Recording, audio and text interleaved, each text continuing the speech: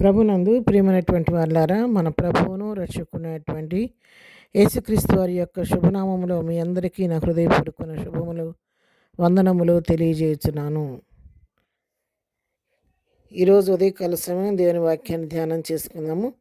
ఈరోజు వాక్య ధ్యానం కొరకు మనం తీసుకున్నటువంటి లేఖన భాగము కీర్తనల గ్రంథము 28వ కీర్తన 7వ వచనం చదువుకుందాం. యెహోవా నా ఆశ్రయము, నా కేడెము, నా హృదయము ఆయన యందు నమ్మిక ఉంచెను గనుక నాకు సహాయము కలిగెను. కావున నా హృదయము ప్రహర్షించుచున్నది, కీర్తనలతో నేను ఆయనను స్తుతించుచున్నాను. భక్తుడైన దావీదు రాసినటువంటి కీర్తన. భక్తుడైన దావీదు చెప్తున్నాడు, యెహోవా నా ఆశ్రయము, నా కేడెము, నా హృదయము ఆయన యందు నమ్మిక ఉంచింది, నేను ఆయన యందు విశ్వాసం ఉంచాను కాబట్టి నాకు సహాయం కలిగింది అని చక్కగా తను తెలియజేయగలుగుతున్నాడు. దావీదు దేవుణ్ణి తనకు ఆశ్రయముగా, కేడెముగా చేసుకొని తన హృదయపూర్వకంగా దేవుని యందు నమ్మిక ఉంచి విశ్వాసంతో ఆయన సహాయం కొరకు ఎదురు చూచాడు కాబట్టి నాకు నా ప్రభు వల్లనే సహాయం కలిగిందని ధైర్యంగా చెప్పగలుగుతున్నాడు. ఎప్పుడైతే దేవుని దగ్గర నుంచి సహాయం కలిగిందో అప్పుడు తర్వాత భాగం చెప్తున్నాడు, కావున నా హృదయము ప్రహర్షించుచున్నది, కీర్తనతో నేను ఆయనను స్తుతించుచున్నాను. ఇక్కడ 4 భాగాలు ఈ ఒక్క వచనంలో మనం చూస్తున్నాం ప్రియులారా. మొదటిగా దావీదు దేవుని తనకు ఆశ్రయంగా చేసుకున్నాడు, తన కేడెంగా చేసుకున్నాడు. రెండవది దేవుని యందు హృదయపూర్వకంగా విశ్వాసం ఉంచాడు, నమ్మిక ఉంచాడు. ఎప్పుడైతే ఆయన దేవుని యందు నమ్మిక ఉంచాడో దేవుని దగ్గర నుంచి సహాయాన్ని పొందుకున్నాడు. మూడవదిగా దేవుని సహాయాన్ని పొందుకున్నాడు. నాలుగవదిగా ఎప్పుడైతే దేవుని యొక్క సహాయాన్ని పొందుకున్నాడో హృదయం అంతా కూడా ఎంతో సంతోషంతో నిండిపోయింది. ఎప్పుడైతే హృదయం సంతోషం నిండిపోయిందో ప్రభువుని స్తుతించడం ప్రారంభించాడు. కీర్తనలతో నేను ఆయనను స్తుతించుచున్నాను. 4 అనుభవాలు క్రైస్తవులైన మన జీవితాల్లో కలిగి ఉండాలి. మనం దేవుని మొట్టమొదట మనుషులపైన ఆధారపడకుండా, మన పరిస్థితుల వైపు చూడకుండా, మరి లోక నాయకుల వైపు, అధికారుల వైపు మన దృష్టి నిలపకుండా సమస్తమును చేయుటకు శక్తిగలటువంటి దేవుని వైపు మనం చూచి మనకున్న సమస్య అది చిన్నదైనా పెద్దదైనా సరే మన దేవునికి అప్పగించి దేవుని మీద ఆధారపడినప్పుడు దేవుడు అద్భుత రీతిగా సమస్య నుంచి మనకు విడిపించే దేవుడై ఉన్నాడు. మనం ఆయనపైన ఆధారపడటం నేర్చుకోవాలి, ఆయన ఆశ్రయంగా చేసుకోవాలి.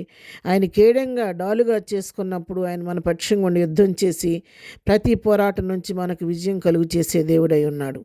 ఇక్కడ దావీదు దేవుడిని ఆశ్రయంగా చేసుకున్నాడు. తర్వాత హృదయపూర్వకంగా నమ్మాడు, నా దేవుడు నాకు కార్యం చేస్తాడు, నన్ను విడిచిపెట్టే దేవుడు కాదని విశ్వసించాడు.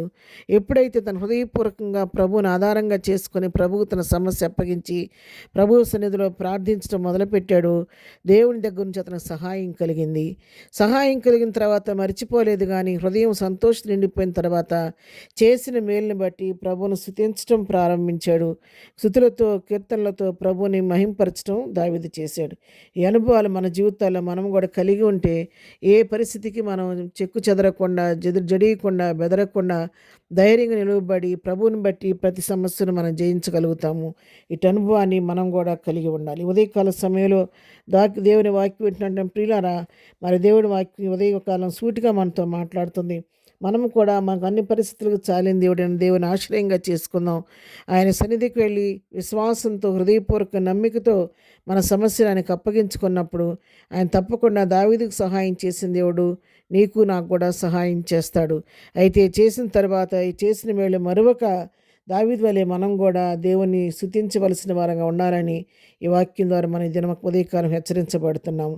మరి ఇక్కడ మార్కు సువార్త 9:23 వచనంలో కూడా చూస్తే, మోగా చెవిడి దెయ్యం పట్టినటువంటి ఒక కుమారుని తీసుకొచ్చిన తండ్రితో అంటున్నాడు, నమ్ముటి నీ వలనైతే నమ్మువానికి సమస్తమును సాధ్యం అంటున్నాడు. అవును, నమ్మిక వలన అద్భుతాలు మనం చూడగలుగుతాం. కాబట్టి లోకాన్ని జయించిన విజయము మన విశ్వాసమైన దేవుని వాక్యం సెలవించినట్లుగా నమ్మిక, విశ్వాసం మనలో ఉంటే, మన దృఢమైన విశ్వాసంతో ప్రభువుని పైన ఆధారపడితే దేవుని కార్యం చూస్తామని ఈ వాక్యం మనం బలపరుస్తుంది. కాబట్టి ఆ విధంగా మరి ఎక్కువగా ప్రభు పైన ఆధారపడటం నేర్చుకుందాం. విశ్వాసంతో ప్రతి పరిస్థితికి ప్రభు పైన ఆధారపడదాం. అటు కృపా ధన్యత ప్రభు మనకందరికీ దయచేయను గాక. ఆమెన్. ప్రార్థన చేసుకుందాం. దయమడిన మా తండ్రి, నీ పాదముల కొందనాలు. ఉదయకాల సమయంలో వాక్యం వింటున్న ప్రియులందరినీ పేరు పేరుని దీవించండి, ఆశీర్వదించండి. వారి అవసరాల నామలు తీర్చండి. ప్రతి వారిని ఆశ్రయంగా చేసుకొని నీపైన ఆధారపడటం నేర్పించండి. వారి పరిస్థితులన్నింటిలో మీరు తోడుగొనండి. నీకు కావాల్సిన సహాయం మీరు మాకు దయచేవారు. నోటి నవ్వు కలిగించి వారు వెళుచున్న మార్గాల్లో తోడుగొనండి. చేయి పనిపాట్లో నీ కాపుదలు దయచేయి. దినదీవులతో నింపి నడిపించమని యేసునామములో ప్రార్థించి అడిగి పొందుకొని ఉన్నాము తండ్రి. ఆమెన్. ప్రభు కృప సదాకాలము మనందరికీ తోడయుండి నడిపించును గాక. ఆమెన్.